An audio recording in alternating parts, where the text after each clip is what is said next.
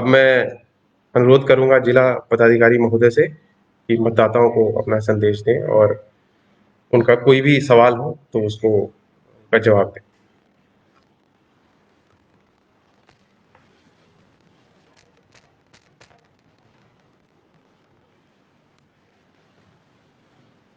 सभी गया वासियों का मैं आज इस कार्यक्रम में स्वागत करता हूं और इस लोकतंत्र के सबसे बड़े त्योहार में आप सब अपना किसी न किसी तरीके से योगदान कर रहे हैं, अंश दे रहे हैं। और ऐसे सभी लोग जो आज इस फेसबुक लाइव में जुड़े हैं, ये आपकी प्रतिबद्धता ही दिखाता है कि आप इस पूरे प्रक्रिया को कितने गंभीरता से ले रहे हैं, अपने मताधिकार के लिए कितने आप सीरियस हैं और कैसे आप इस पूरे चुनाव प्रक्रिया को समझना चाहते हैं, जानना चाहते हैं। आज हम लोग कुछ विषयों पर चर्चा करेंगे, जो पूरी चुनाव प्रक्रिया होती है उसके ऊपर चर्चा करेंगे कि कैसे ये कार्य करता है। जो विभिन्न इश्यूज हर एक मतदाता का उसके जेहन में होगा, वो हम लोग पहले प्रयास करेंगे अपने स्तर से इसको डिस्कस करने के लिए। और उसके बाद हम लोग अगर आप लोगों का कोई चैट बॉक्स में अगर किसी का कोई इशू होगा, कोई कुछ क्वेरी होगा, उसको हम लोग समाधान करना चाहेंगे। मैं रिक्वेस्ट करूंगा हमारे स्वीप कोषांग के जो प्रभारी हैं सौरभ सुमन, IAS प्रोबेशनर और सहायक समाहर्ता, वो scheme wise, theme wise issues बताते जाएंगे, जिसमें हम लोग चर्चा आगे बढ़ाएंगे। सबसे पहले आपसे अनुरोध है कि ये बता दें कि गया में मतदान कब है, 10 जो असेंबली सेगमेंट्स है गया में। देखिए, निर्वाचन आयोग के द्वारा जो नोटिफिकेशन जारी किया गया है, वो गया के सभी 10 असेंबली कॉन्स्टिट्यूंसी में 28 अक्टूबर 2020 को मतदान की तिथि रखी गई है और 10 नवंबर को मतगणना की तिथि रखी गई है। और इसमें 4 विधानसभा क्षेत्र जो कि वजीरगंज, अतरी, गया टाउन और बेलागंज है, वहाँ पर 7 बजे से 6 बजे तक वोटिंग होगा और अन्य 6 जो विधानसभा क्षेत्र हैं वहाँ पर 7 बजे से सुबह 7 बजे से शाम को 4 बजे तक वोटिंग होगा। सर आपसे ये पूछना चाहते हैं कि मतदान महत्वपूर्ण क्यों है? बहुत लोग कहते हैं कि हमारे एक वोट देने से क्या फर्क पड़ेगा? इसके लिए सर मतदाताओं के लिए आपका क्या संदेश रहेगा? देखिए, जब हम लोग का देश आज़ाद हुआ था और उस समय संविधान निर्माताओं के पास जब यह चॉइस था कि कैसे आगे बढ़ना है, लोकतंत्र में बढ़ना है, किस प्रणाली में बढ़ना है, किस सिस्टम में बढ़ना है, तो भारतवर्ष उन कुछ चुनिंदा देशों में था जिसने लोकतंत्र का ऑप्शन दिया और सभी को मताधिकार का प्रयोग करने का या मताधिकार देने का निर्णय लिया। और इसको हम लोग एडल्ट सफरेज बोलते हैं, जिसमें हर एक व्यक्ति को यूनिवर्सल एडल्ट सफरेज बोलते हैं, जिसमें हर एक व्यक्ति का, चाहे अमीर हो, चाहे गरीब हो, चाहे वो पदाधिकारी हो, चाहे वो कोई भी हो, उसको एक वोट का उसके पास अधिकार है। वो वोट बराबर है हर किसी इस लोकतंत्र में। और इस वजह से हर एक व्यक्ति का जो वोट है, उसका जो मत है, बहुत महत्वपूर्ण होता है, क्योंकि आपका एक मत आपके क्षेत्र के और आपके जो विषय है, आपकी जो धारणा है व्यवस्था के बारे में और आपका जो सोचना है व्यवस्था के बारे में, वो चेंज कर सकता है। और हर व्यक्ति अगर अपने एक एक वोट को अगर महत्वपूर्ण समझता है, तो वो सारे वोट मिलकर आपके पसंद के प्रत्याशी को या आपके पसंद के लोगों को या आपकी पसंद की व्यवस्था को आपके आसपास लाने में और उस गवर्नेंस में लाने का कोई कारण नहीं है कि अगर हम अपना इस मताधिकार का प्रयोग नहीं करें और समस्याओं के बारे में केवल कहते रहें या व्यवस्था के बारे में केवल कहते रहें। क्योंकि जब हमको मौका मिलता है 5 साल में एक बार, तब यही एक दिन होता है जिस दिन हम उस व्यवस्था के लिए हम भी उतना ही जिम्मेदार हो सकते हैं या हम उसकी जिम्मेदारी ले सकते हैं। और उस व्यवस्था में अगर कुछ हम परिवर्तन चाहते हैं या उसको नए रूप से देखना चाहते हैं या उसको कंटिन्यू करना चाहते हैं, तो वो हमारा एक वोट काफ़ी महत्वपूर्ण होता है। और हर नागरिक अगर ये सोच ले, तो हम लोग ये सुनिश्चित कर सकते हैं कि लोकतंत्र में ये जो सबसे बड़ा आपकी जो भूमिका है, उसमें आपकी बातों को रखने वाले, आपकी समस्याओं को समझने वाले और आपके क्षेत्र के विकास के बारे में सोचने वाले सही लोग ही चुनकर जाएंगे और जो आपकी आकांक्षाओं को पूरा करने का प्रयास करेंगे। सर हालांकि अभी तो मतदाता सूची में नाम जुड़वाने का समय खत्म हो गया है, लेकिन कुछ लोग ऑनलाइन क्वेश्चन पूछ रहे हैं सर। शुभम प्रकाश ने पूछा है सर, जैनेन्द्र शर्मा ने भी पूछा है सर इससे संबंधित क्वेश्चन कि वो कैसे अपना नाम मतदाता सूची में जुड़वा सकते हैं। तो सर इस पर कुछ बता दें सर। देखिए, मतदाता सूची में नाम जोड़ने का कार्य सतत चलता है, वो सतत प्रक्रिया है और उसमें कोई भी व्यक्ति कभी भी नाम जुड़वा सकता है एक्सेप्ट जब चुनाव होता है। चुनाव के दौरान जब नॉमिनेशन चलते हैं तो नॉमिनेशन के अंतिम दिन तक ही ये अवसर होता है और गया में चूंकि नॉमिनेशन का अंतिम दिन 8 तारीख को समाप्त हो चुका है, तो अब नए नाम नहीं जुड़ सकेंगे जब तक ये चुनाव प्रक्रिया पूरी कंप्लीट नहीं होती है। बट फिर भी कोई भी व्यक्ति जो 1/1/2020 के अनुसार 18 वर्ष पूरा कर चुका है और वो अगर मतदाता सूची में अपना नाम जोड़ना चाहता है या अपना नाम करेक्ट करना चाहता है या कहीं और से शिफ्ट करना चाहता है, तो निर्वाचन आयोग का NVSP पोर्टल होता है और उस NVSP पोर्टल पे अगर आप गूगल से भी सर्च करेंगे तो NVSP आप सर्च करके वहाँ पे जाएंगे और वहाँ पर डिटेल फॉर्मेट्स हैं, उसमें आप अपने जो डॉक्यूमेंट्स हैं उसको डाल सकते हैं, अपलोड कर सकते हैं और ऑनलाइन आप लोग उसको अप्लाई कर सकते हैं और सुनिश्चित कर सकते हैं कि आपका नाम या तो जुड़ना है या आपके घर में किसी का नाम डिलीट होना है या शिफ्ट होना है या फिर कोई नाम में करेक्शन करना है, वो आप करवा सकते हैं और ये सतत प्रक्रिया है। और केवल ये चुनाव जो समय है, ड्यूरेशन है, उसको छोड़ते हुए उसके बाद पुनः वह शुरू हो जाएगा और पुनः आप लोग अपना नाम जोड़ सकते हैं। सर यंग वोटर्स और जो फर्स्ट टाइम वोटर है, जो पहली बार मतदान कर रहे हैं सर, वो बहुत महत्वपूर्ण रोल प्ले करते हैं सर चुनाव की प्रक्रिया में सर। तो उनके लिए आपका क्या संदेश रहेगा सर? और हम जो मतदाता जागरूकता अभियान गया में चला रहे हैं, उसमें वो किस तरीके से योगदान कर सकते हैं अपने मोहल्ले में, अपने दोस्तों के बीच में? देखिए, देश का जो भविष्य है वो यूथ डिसाइड करता है और जिस देश की दिशा और दशा यूथ उसमें एक्टिव भूमिका लेता है, वो उस देश को आगे बढ़ने से कोई नहीं रोक सकता है। सिमिलरली किसी व्यवस्था में जब यूथ की भागीदारी होती है तो व्यवस्था अपने आप रिस्पॉन्सिव होता है और व्यवस्था अपने आप बेहतर तरीके से परफॉर्म करता है, क्योंकि जो यूथ है उसके अंदर एनर्जी है, जो यूथ है उसके अंदर एक हौसला है, एक जो यूथ है उसके अंदर जो चीज़ों को टेकअप करने का एक अलग तरीका होता है, लेने का अलग तरीका होता है। और इसी वजह से किसी भी लोकतंत्र में और किसी भी लोकतांत्रिक व्यवस्था में अगर यूथ बढ़ चढ़कर हिस्सा लेते हैं तो वो लोकतंत्र हमेशा बहुत सफल रहेगा, बहुत सशक्त रहता है। जहाँ तक हमारे यंग वोटर्स की बात करते हैं, उनके लिए बहुत ये एक नया अनुभव होता है, खासकर 18 वर्ष 19 वर्ष के जो लोग प्रथम बार वोटर बनते हैं। और मुझे याद है जब मैं पहली बार जब वोटर बना था और मैं बड़ा उत्साहित था। शुरुआत में हम लोगों के समय इतनी सुविधाएं नहीं हुआ करती थी मतदान केंद्रों पर और बाकी जो व्यवस्थाएं इतनी अच्छी नहीं होती थी, बट फिर भी केवल हमको वोट करना है और वोट करने के लिए इवन हमको अगर लाइन में लगना है और वो इंडेलिबल इंक जो हमारे बायां हाथ पे जो लगती है उसको उसको हम लोग बड़े गर्व के साथ अपने दोस्तों के साथ शेयर करते थे और बताते थे कि हमने वोट किया है। मैं सभी यंग वोटर्स को पुनः आह्वान करना चाहूँगा कि हमारे लाइफ में हम बहुत सारे एंगेजमेंट होते हैं, हम फेसबुक पे होंगे, हम व्हाट्सएप पे होंगे, हम लोग बहुत सारे इश्यूज पे डिस्कस करते होंगे, हम लोग खेलने जाते होंगे बाहर या पार्टीज में जाते होंगे, दोस्तों के साथ जाते होंगे या फिर अन्य हम लोगों का अपना एंगेजमेंट होगा।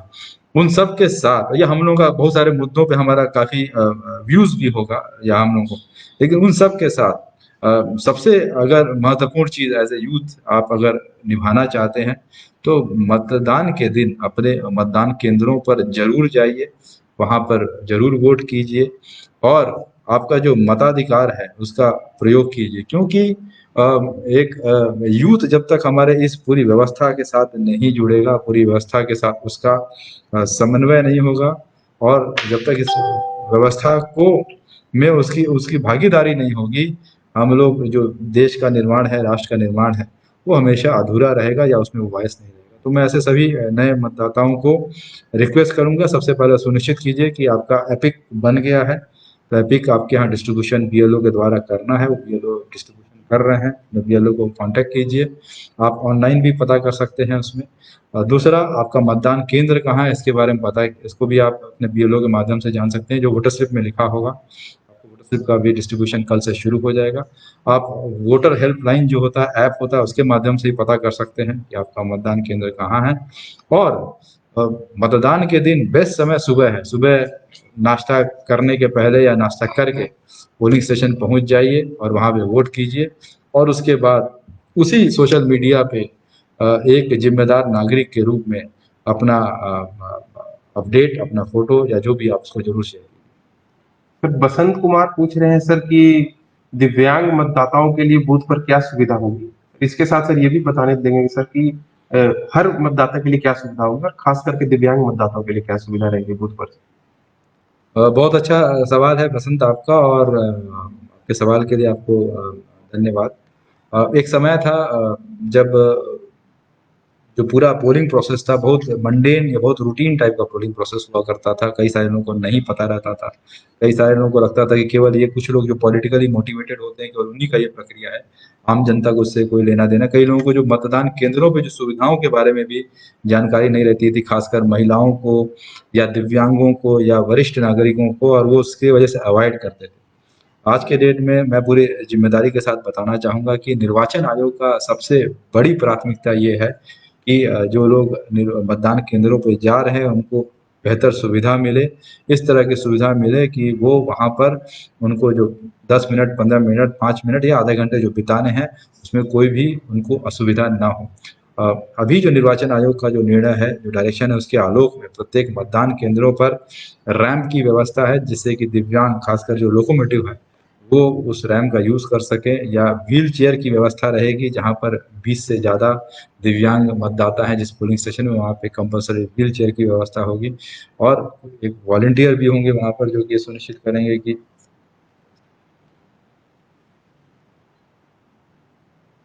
सर सर सर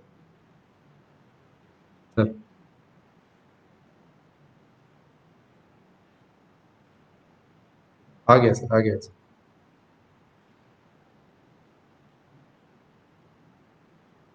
नहीं, आ गया सर। मैं सेम जो प्रपोजल किया वही अप्रूव है सर।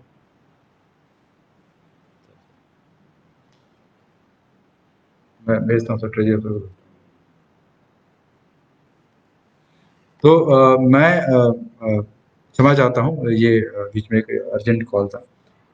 तो अब सभी मतदान केंद्रों पर रैंप की व्यवस्था की गई है, जिससे दिव्यांग मतदाता जा सके। सभी मतदान केंद्रों पर एक बड़ा स्पेस सामने उपलब्ध रहता है कि अगर कोई दिव्यांग मतदाता गाड़ी से जाना चाहे और वहां तक पहुंच सके मतदान केंद्र तक, उसकी व्यवस्था की गई है। जो हमारे ईवीएम्स हैं वो कस्टमाइज किए जाते हैं, उसमें ब्रेल अब होती है। तो जैसे नंबर 1, 2, 3 अगर हम नहीं देख पाते हैं तो वो ब्रेल लिपि में रहता है, जिससे कि लोगों को पता चले कि पहला बटन, दूसरा बटन, तीसरा बटन कहाँ है। जो आपका एपिक है, अब ऐसे मतदाता जो कि ऑलरेडी चिन्हित हैं और जो दिव्यांग मतदाता हैं जिनको देखने में समस्या है, उनके लिए ब्रेल एपिक भी इशू किया जाता है, और उनको ब्रेल भी वहाँ पे उनको एपिक मिलता है।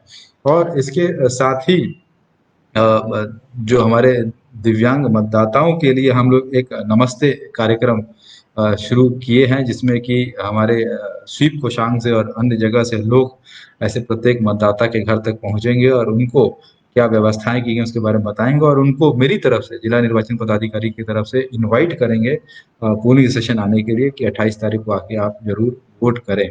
दिव्यांग और वरिष्ठ नागरिकों के लिए जो 80+ है उनके लिए विशेष कतार भी होती है, अलग कतार होती है, उनको नॉर्मल कतार में लगने की आवश्यकता नहीं है, उस तीसरे कतार में सीधे जाके वोट कर सकते हैं। सर कोविड के बीच में जो चुनाव हो रहा है उससे संबंधित बहुत सवाल हैं सर। कुमार भास्कर सूरज जी, अमर सिन्हा जी, जितेंद्र सिन्हा जी, कीर्ति कुमार मधुकर जी, अनिरुद्ध सेन जी ये पूछ रहे हैं कि कोविड से बचाव के लिए क्या उपाय किया जाएगा। ये भी पूछ रहे हैं कि ईवीएम का बटन बार बार सैनिटाइज किया जाएगा क्या। सर कोविड से सुरक्षा के लिए जो इंतजाम किए गए हैं सर उसके बारे में थोड़ा मतदाताओं को बता दें। ऑफिसर बहुत अच्छा प्रश्न है अनिरुद्ध आपका, और ये काफ़ी जेन्युइन है इस समय, चूँकि 5 महीने तक हम लोग विभिन्न कारणों से लॉकडाउन रखे थे और लॉकडाउन समय-समय पे लगे रहे हैं लोगों के ऊपर। और अभी तक यही था कि आप घर में रहेंगे तो सुरक्षित रहेंगे। और फिर अभी जब मतदान के लिए हम लोग जब कह रहे हैं कि मतदान केंद्रों पे आपको आना ज़रूरी है, तो फिर लोगों का ये प्रश्न ज़रूर रहेगा कि हम मतदान केंद्र पे अब आएँगे तो कैसे हम सुरक्षित हैं, और कैसे पूर्व में हमको घरों पे रहने के लिए कहा जा रहा था, तब हम सुरक्षित थे। देखिए, कोविड जो समस्या है वो एक एक वायरस की वजह से है, और उसका साइंटिफिक संक्रमण जो होता है वो साइंटिफिक तरीके से प्रूवन है कि कैसे संक्रमित व्यक्ति हो सकता है। संक्रमित व्यक्ति अगर अपने स्तर पे अगर लापरवाही करता है या मास्क नहीं पहनता है, तो ज़रूर तो हो सकता है। दूसरा, अगर ऐसी भीड़-भाड़ इलाकों में जाता है और जहाँ पे सोशल डिस्टेंसिंग का अनुपालन नहीं है और बाकी लोगों के द्वारा मास्क नहीं लगाया गया, तब हो सकता है। जो सरफेस होता है, जिस सरफेस पे अगर वायरस है, जैसे अगर ये टेबल है, यहाँ टेबल पे अगर वायरस रहा है और उसको अगर सैनिटाइज़ नहीं किया जाता है और काफ़ी देर तक रहता है, तो वहाँ पर भी, और हम उसको बेयर हाथ से छूते हैं और अपना हाथ सैनिटाइज़ नहीं करते हैं, तो यहाँ भी वायरस हो सकता है और उससे हमको वायरस संक्रमण हो सकता है। और ये सारी चीज़ों को काफ़ी डिटेल में समझने के बाद और जानने के बाद निर्वाचन आयोग के द्वारा जो डिटेल गाइडलाइंस इशू किया गया है, जिसमें प्रत्येक मतदान केंद्र पर यह सुनिश्चित किया जाएगा कि मतदान के एक दिन पूर्व पूरा मतदान केंद्र उसको सैनिटाइज किया जाए। साथ ही में यह भी सुनिश्चित किया जाएगा कि मतदान के दौरान नेक्स्ट डे भी समय समय पर ब्रेक में उसको सैनिटाइज किया जाए। प्रत्येक मतदाता जो आएगा उसके लिए जो कतार बनेगा, कतार में भी 6-6 फीट पर डिस्टेंस पे या तो गोले या मार्किंग बनी रहेगी, ताकि लोग दूरी बना के खड़े रह सकें। जो अतिरिक्त लोग आते हैं उनके लिए भी एक अलग से शेड या बैठने की व्यवस्था या ठहरने की व्यवस्था रहेगी, ताकि वो लोग वेट कर सके अपना समय। एक हेल्प डेस्क रहेगा जिसमें आशा या आंगनवाड़ी वर्कर या एएनएम रहेंगी, जिनके द्वारा इंफ्रारेड थर्मामीटर के माध्यम से उनका तापमान देखा जा सकता है और देखा जाएगा। और अगर तापमान ज़्यादा है तो पुनः 15-20 मिनट के अंदर देखा जाए, क्योंकि गर्मी के मौसम में कई बार तापमान ज़्यादा दिखाया जा सकता है। और अगर दोनों बार ज़्यादा मिलता है तो उनको कोविड सस्पेक्ट मानते हुए मतदान के अंतिम घंटे में उनको बुलाया जाएगा वोट करने के लिए। और बाकी जिनका तापमान कम है उनको ऑन द स्पॉट एक ग्लव्स दिया जाएगा, सैनिटाइज़र की व्यवस्था होगी, हाथ सैनिटाइज़ कर सकेंगे और अपने कतार में खड़े होंगे।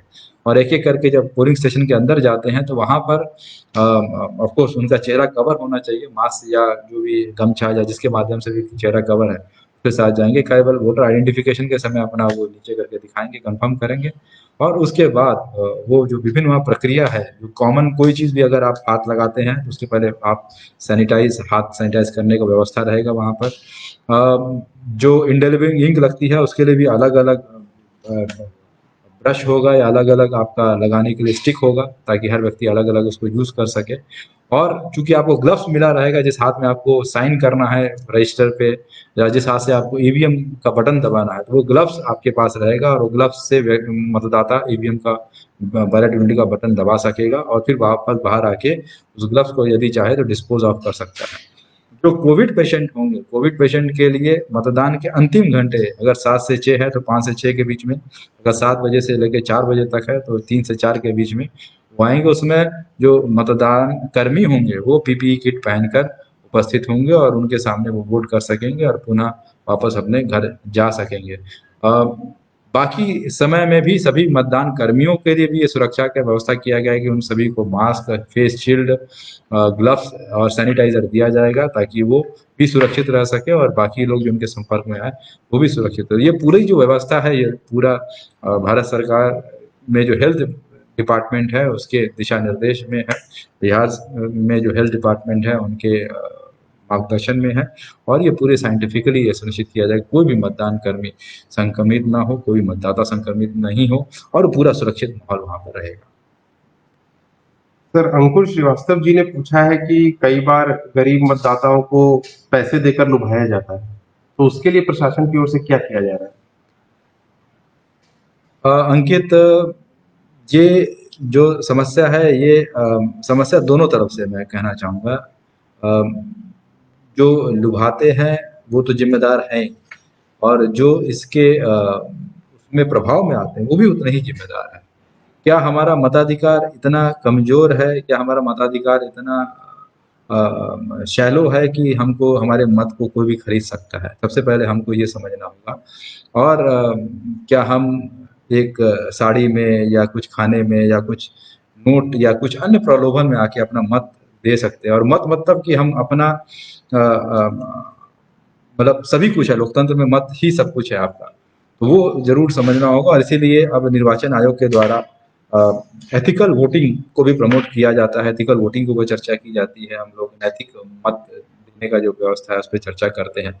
और सबसे पहले तो जो मतदाता हैं उनको जागरूक होना पड़ेगा कि उनका मत जो है वो नॉन ट्रांसफरेबल है, वो खरीदा नहीं जा सकता है। जिस तरह से हर व्यक्ति की डिग्निटी होती है, हमारी अपनी इज्जत होती है, जो कि हमारी इज्जत हम किसी को नहीं दे सकते, या अपने हमारे उसको हमारा सेल्फ स्टीम, सेल्फ डिग्निटी सबसे इम्पोर्टेंट है। उसी तरह मत भी हमारा सेल्फ डिग्निटी है, जिसको हम नहीं दे सकते हैं। दूसरा, ऐसे लोग, उसके बावजूद कई लोग ऐसे हो सकते हैं जो अपना धन, पावर या इसके पर्याप्त या अन्य तरह के प्रलोभन का लाभ दे सकते हैं लोगों को। ऐसे चीज़ों के लिए एक व्यवस्था बनाई गई है निर्वाचन आयोग के द्वारा, जिसमें कि ऑब्जर्वर्स होते हैं, हमारे जनरल ऑब्जर्वर्स होते हैं, उनके द्वारा इस पूरी चीज़ को ऑब्जर्व किया जाता है, देखा जाता है, डायरेक्शन दिया जाता है। जो एक्सपेंडिचर ऑब्जर्वर होते हैं उनके द्वारा ये सुनिश्चित किया जाता है। जगह-जगह नाके बनाए जाते हैं ताकि कोई व्यक्ति इल्लीगल अगर कोई सामान लाता है, या कोई इस समय में अगर कोई लिकर लेके आता है या शराब को लोगों को देने का प्रयास करे, नोट देने का प्रयास करे, उसको रोका जा सके। तो उसमें हम लोग फ्लाइंग स्क्वाड्स होते हैं, एसएसटीज़ होते हैं, सेक्टर ऑफिसर्स होते हैं, और सभी पदाधिकारी फील्ड में होते हैं, कैमरा वीडियोग्राफर्स होते हैं, जिनको ये सुनिश्चित किया जाए। हम लोगों का कंट्रोल रूम 24 घंटे चलता है, जो ऑलरेडी नंबर अभी आप लोगों के साथ हम लोग शेयर ज़रूर करेंगे उसका लास्ट में। और 1950 एक नंबर है, जिस पे लोग कोई भी अपना बात भी रख सकते हैं। वहाँ पे अगर कंट्रोल रूम में अगर आप बताते हैं तो तुरंत उसके ऊपर कार्रवाई होती है।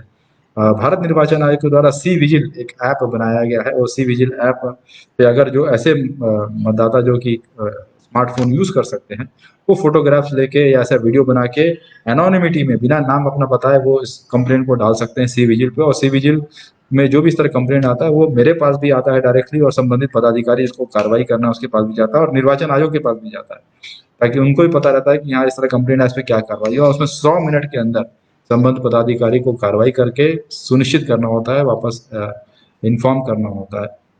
तो ये सारी व्यवस्थाएं दी गई हैं, और जनरल ऑब्जर्वर्स के नंबर भी दिए गए हैं। अगर कहीं से किसी को ऐसे लगता है तो वो ज़रूर उसको सूचित करें, और वो ज़रूर बताएं।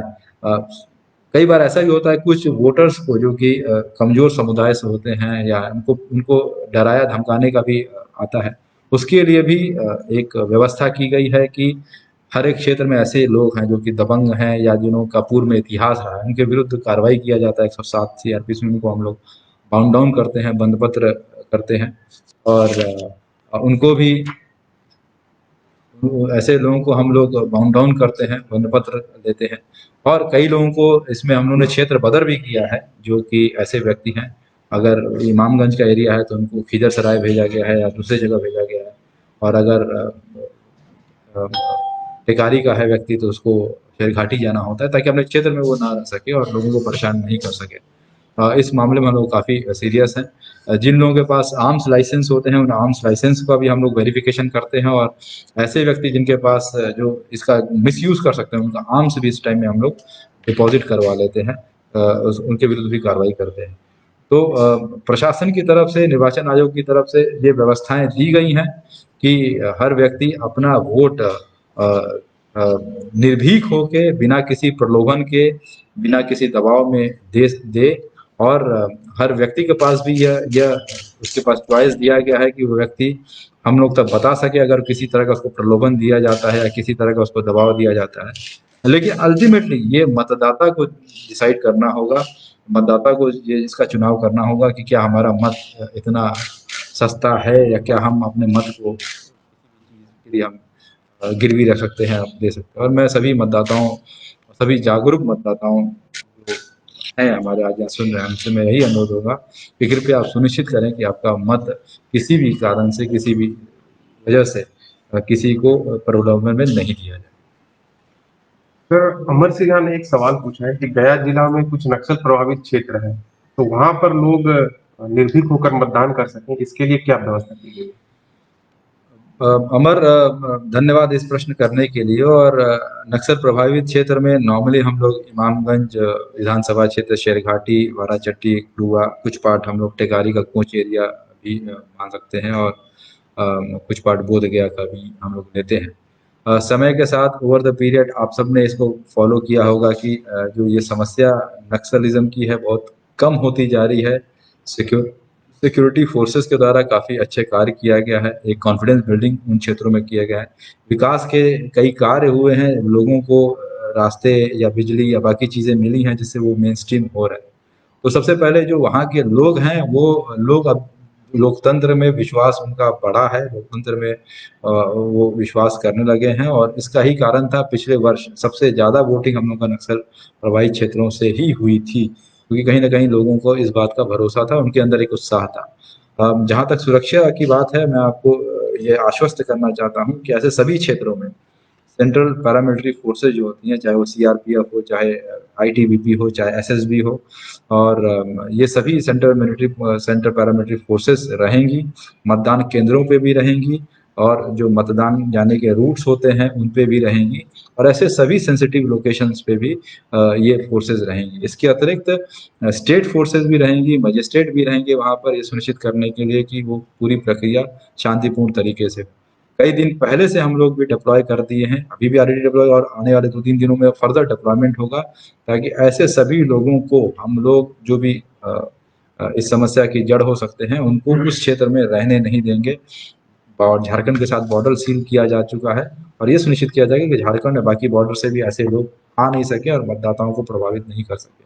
सभी रूट, सभी पोलिंग स्टेशन और सभी क्लस्टर पॉइंट सुरक्षित रखे जाएंगे, सभी मतदाता सुरक्षित रहेगा, मैं इस बात को आपको आश्वस्त करना चाहूँगा। और आपके माध्यम से मैं ऐसे सभी एंटी सोशल एलिमेंट्स को, मेरी तरफ से ये चेतावनी भी होगी कि कोई व्यक्ति अगर इस बारे में प्रयास भी करता है, चाहे वो किसी भी लेवल के लोकतंत्र की सबसे बड़ी इस प्रक्रिया को अगर बाधित करने का साहस करता है, तो उसके विरुद्ध कड़ी से कड़ी कार्रवाई की जाएगी, और यह सुनिश्चित किया जाएगा कि एक उदाहरण प्रस्तुत हो सके पूरे बिहार में और पूरे देश में। हम सब इसके लिए तैयार हैं, हम सबकी एक प्लानिंग है इसके लिए, और एक व्यवस्था हमारे पास है। और मैं सभी मतदाताओं, खासकर जो नक्सल प्रभावित क्षेत्रों में हैं, उनको मैं आश्वस्त करूंगा, उनसे अनुरोध करूंगा कि आप निर्भीक होकर अपने मतदान केंद्रों तक पहुंचे, वोट करें, और अपनी पसंद की व्यवस्था को आप उसके लिए वोट। सर, एक वीवीपैट काफी चर्चा में है सर, तो इसके बारे में थोड़ा मतदाताओं को बता दें कि उनको वीवीपैट से क्या फायदा हो सकता है मतदान करते समय। देखिए, पहले जब हम लोग वोट करते थे, शुरुआत में जब ईवीएम आया तो उसमें एक बैलेट यूनिट होता है, कंट्रोल यूनिट होता है। बैलेट यूनिट नॉर्मली जो वोटर्स जाते हैं उनको बैलेट यूनिट दिखता था, जिसमें बटन होते थे, उसके बगल में बैलेट पेपर होता था, और उसमें कैंडिडेट का नाम लिखा रहता है, और उसका किसी पॉलिटिकल पार्टी से तो उसका सिंबल रहता था।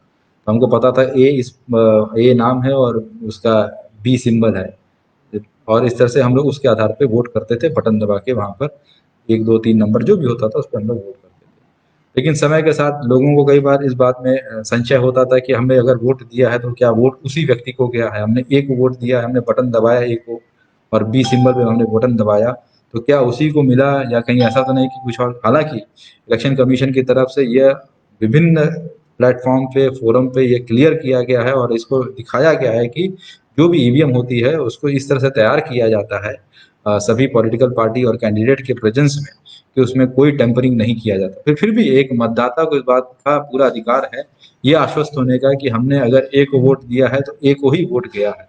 और इसी वजह से वीवीपैट की शुरुआत हुई, और वीवीपैट जिसमें कि एक पेपर प्रिंट होता है और उसमें एक स्क्रीन होता है, उस स्क्रीन में अगर बैलेट यूनिट में ए पहला बटन दबाया और ए को वोट किया है, और उसमें बी सिंबल उसको दिख रहा है, तो वीवीपैट में हम उसको देख सकते हैं, हमारे सामने स्क्रीन रहेगा और वो एक कागज रहेगा जिसमें दिखेगा कि हमने एक वोट दिया तो एक का नाम उसमें आ रहा है, और जो बी सिंबल है, जिस पार्टी का सिंबल है या जो उसका सिंबल है जो कैंडिडेट का, वो कैंडिडेट का सिंबल उसमें दिख रहा है।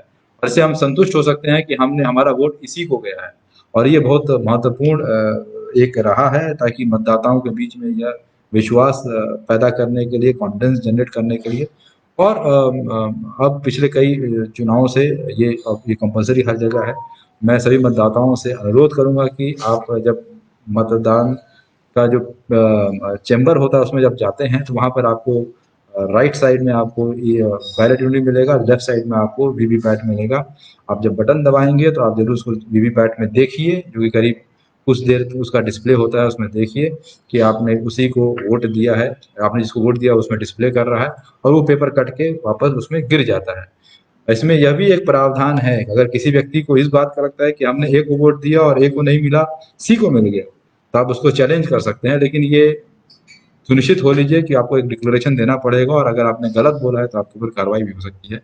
लेकिन अगर आपको लगता है कि हाँ गलत गया, गलत उसमें जा रहा है, तो आप तुरंत प्रिसाइडिंग अफसर जो वहाँ पे होते हैं, पीठासीन पदाधिकारी, उनको ये चीज़ लिखित में देंगे। आपको पुनः एक वोट करने का मौका मिलेगा, और पुनः ये चेक किया जाएगा पदाधिकारी के द्वारा कि आपने ए को वोट दिया है तो ए को ही वोट जा रहा है, सी को नहीं जा रहा है।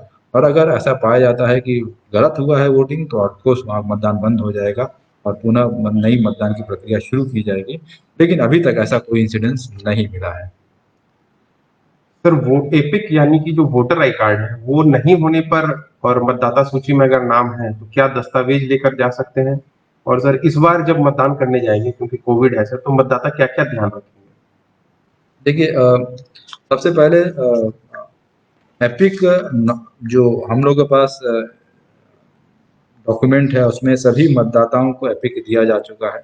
केवल जो नए वोटर्स हैं उसमें करीब 17,000 हैं जिनको अगले 2 से 3 दिन के अंदर ये एपिक कार्ड मिल जाएगा। अगर किसी को एपिक कार्ड नहीं मिलता है तो अपने बीएलओ के नए वोटर्स अपने बीएलओ से जरूर संपर्क कर लीजिए, आपको एपिक मिल जाएगा।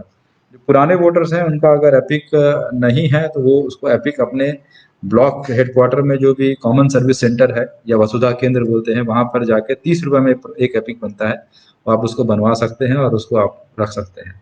इसके बावजूद अगर आपके पास एपिक किसी कारणवश नहीं है या उपलब्ध नहीं हो पा रहा है, तो आपके पास 11 ऐसे डॉक्यूमेंट्स हैं जिनके आधार पर आप मतदान कर सकेंगे उस दिन। एक है आधार कार्ड, मनरेगा का जॉब कार्ड यदि आपके पास है, बैंक का पासबुक जिसमें फोटोग्राफ लगा हो उसको उसके आधार पर, स्वास्थ्य बीमा स्मार्ट कार्ड जो होता है उसके आधार पर आप दे सकेंगे, ड्राइविंग लाइसेंस यदि आपके पास है जिसमें फोटो युक्त ड्राइविंग लाइसेंस है, वो उसके आधार पे दिखा के आप वोट दे सकेंगे। पासपोर्ट अगर आपके पास है तो पासपोर्ट दिखा के वोट कर सकेंगे। कई विभागों के द्वारा, सरकारों के द्वारा फोटो सेवा पहचान पत्र भी दिया जाता है, उसके आधार पर भी आप लोग कर सकते हैं। कई जगह स्मार्ट कार्ड भी जारी किया गया, उस स्मार्ट कार्ड के आधार पर वोट दे सकते हैं। पेंशन के कई दस्तावेज होते हैं, जो सरकारी कर्मी रिटायर होते हैं उनके पास ये फोटो युक्त पेंशन दस्तावेज उसके आधार पर भी दे सकते हैं। और अगर कोई एमपी, एमएलए या एमएलसी हैं, उनको जो आधिकारिक पहचान पत्र जारी हुआ है उसके आधार पर भी दे सकते हैं। और इनके सबके अतिरिक्त और इन एडिशन जो आपको लाना होता है, वोटर स्लिप होता है, जो आपको वोटर स्लिप बीएलओ द्वारा दिया जाता है, उसको भी आप लेके जरूर आए। जहाँ तक कोविड के बारे में आपको पता है, मैं सभी मतदाताओं से केवल मेरा एक ही अनुरोध होगा कि आप मतदान केंद्र तक अपना चेहरा ढक के पहुँचे, चाहे वो मास्क के माध्यम से या फिर किसी आप गमछा या जो भी तरह से आप अपना फेस कवर कर सकें। महिलाएं हैं वो दुपट्टा या साड़ी या जैसे भी यूज़ कर सकती हैं, लेकिन वो ज़रूर उसको कवर करके आप मतदान केंद्र की, आपके लिए भी सुरक्षा का रहेगा और दूसरे व्यक्ति के लिए भी सुरक्षा होगी उसके, और उसके अतिरिक्त अन्य सभी व्यवस्थाएं मतदान केंद्र पे निर्वाचन आयोग द्वारा किया जाएगा। सर आखिरी सवाल करते हैं सर कि गया के मतदाताओं के आप आखिर में क्या संदेश देना चाहेंगे, खास करके महिला मतदाताओं को और मतदाता जनरल जो है सभी को क्या संदेश देना चाहेंगे?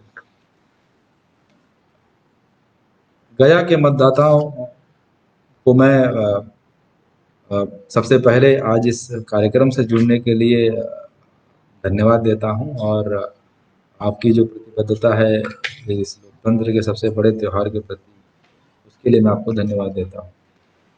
खासकर महिला मतदाताओं के लिए, देखिए कई बार होता है कि महिलाओं के बीच में या महिलाओं को ये लगता है कि हम पोलिंग स्टेशन तक जाएंगे, क्या सुरक्षा की व्यवस्थाएं हैं, क्या अन्य व्यवस्थाएं हैं। तो मैं आपको बताना चाहूँगा कि प्रत्येक पोलिंग स्टेशन जो स्थान है, लोकेशन है, वहाँ पर सेंट्रल पैरामिलिट्री फोर्सेस होंगी, जो कि इस चीज़ सुरक्षा के लिए बेस्ट होती हैं, जिनको इससे मतलब नहीं है कि यहाँ पे कौन चुनाव लड़ रहा है, कौन कैंडिडेट है, कौन पार्टी है, क्या है, कोई इससे मतलब नहीं, वो केवल यहाँ पे चुनाव कराने आते हैं, उनको बहुत क्लियर डायरेक्शन होता है।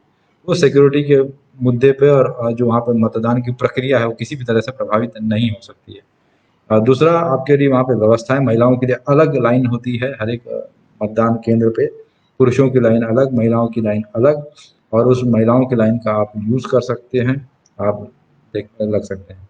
तीसरा, प्रत्येक मतदान केंद्र पर पानी की व्यवस्था, शौचालय की व्यवस्था रहती है। मतदान केंद्र के अंदर बिजली की व्यवस्था है, विद्युत की व्यवस्था है, जिससे कि आपको कोई भी असुविधा वहाँ पर नहीं होगी।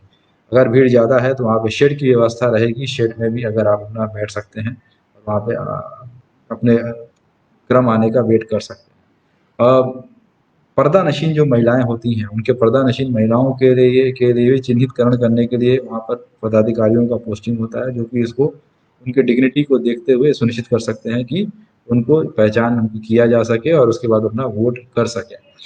जो पोलिंग पर्सनल हैं वो काफ़ी ट्रेंड पोलिंग पर्सनल होते हैं, उनको पूरी तरह से इस बात की ट्रेनिंग दी जाती है, महिला मतदाताओं के साथ कैसे पेश आना है, कैसे उनको देखना है और कैसे उनसे वोट करवाना है और उनकी डिग्निटी के साथ कैसे मेंटेन करना है। और इस बार मैं आपको बताना चाहूँगा कि पहली बार गया में हो रहा है जब करीब हम लोगों का 450 के आसपास ऐसे पोलिंग स्टेशन होंगे जहाँ पर सभी पोलिंग पर्सनल, सभी मतदान कर्मी महिलाएं होंगी, और ये 2500 के आसपास संख्या होगी ऐसे मतदान कराने वाले कर्मियों की, और करीब 450 ऐसे अन्य पोलिंग स्टेशन होंगे जहां पर 4 मतदान कर्मियों में से 2 मतदान कर्मी महिलाएं होंगी। तो ये अपने आप में सभी महिलाओं के लिए एक आश्वासन टाइप का होना चाहिए, अपने टाइप का एक एश्योरेंस होना चाहिए कि मतदान जो केंद्र है वो पूर्ण रूप से सुरक्षित है, मतदान केंद्र महिलाओं के सभी महिलाओं के लिए फ्रेंडली है। और मैं पुनः गया के सभी महिला मतदाताओं से अनुरोध करूंगा कि आप जरूर अपने जो दैनिक कार्य हैं उसको करने के साथ, जो घरों की आपकी जिम्मेदारियां हैं उसको करने के साथ, लेकिन मतदान जरूर करें, और ये जरूर प्रण लें कि हम इस 28 अक्टूबर को जरूर मतदान करेंगे, क्योंकि आपकी बहनें और आपकी ऐसे बाकी लोग हैं जो कि वहाँ पर ऑलरेडी कंपलसरी उस दिन ड्यूटी कर रही हैं, जो मतदान करवा रही हैं। अगर महिलाएं मतदान करवा रही हैं तो हम अपना मत क्यों नहीं दे सकते, मतदान क्यों नहीं करेंगे। और मैंने देखा है जिन असेंबली कॉन्स्टिट्यूंसी में, जिन विधानसभा क्षेत्रों में महिलाओं ने अच्छा वोटिंग किया, वहाँ पर वोटिंग परसेंटेज भी अच्छा रहा है, और वहाँ पर जो जो भी लोग आते हैं वो भी लोगों के ओवरऑल सभी हितों को देखते हुए आते हैं। तो मैं अनुरोध करूंगा कि सभी महिला मतदाताओं से, खासकर शहरों में जो हमारी महिला मतदाताएं हैं, उनसे अनुरोध करूंगा कि अपने पोलिंग स्टेशन जरूर पहुंचे। अंत में मैं सभी गया के मतदाताओं से मैं अनुरोध करूंगा 28 अक्टूबर 2020 को अपने जो मतदान केंद्र हैं उस पर सुबह 7 बजे से लेके शाम को 6 बजे या 4 बजे तक जो मतदान की समय सीमा निर्धारित है उसमें जरूर भाग लें, अपना वोट का जो अधिकार है उसका प्रयोग करें, उपयोग करें, और इस पूरी व्यवस्था और लोकतंत्र के इस सबसे बड़े त्योहार में अपनी भूमिका अदा करें। और जिला प्रशासन की तरफ से, निर्वाचन आयोग की तरफ से हम आपको संतुष्ट करते हैं, आपको आश्वस्त करते हैं कि सभी व्यवस्थाएं रहेंगी आपके लिए, और कोरोना को भी देखते हुए विभिन्न इंतजाम किए गए हैं वो पूरी रूप से वहाँ पुख्ता रहेंगे। मैं चाहूँगा कि इस बार गया पूरे बिहार के लिए, पूरे देश के लिए उदाहरण प्रस्तुत करे, एक नया आयाम स्थापित करे, जैसे विभिन्न चीज़ों में गया ने आयाम स्थापित किया है, और इस तरह से इस चुनाव में भी नया आयाम स्थापित करेगा, और हम सभी इस प्रक्रिया को सफल बनाएंगे। इसी आशा और विश्वास के साथ मैं अपने इस फेसबुक लाइव कार्यक्रम को यहीं पर समाप्त करता हूँ। आप सभी को इस कार्यक्रम के साथ जुड़ने के लिए असंख्य धन्यवाद। जय हिंद।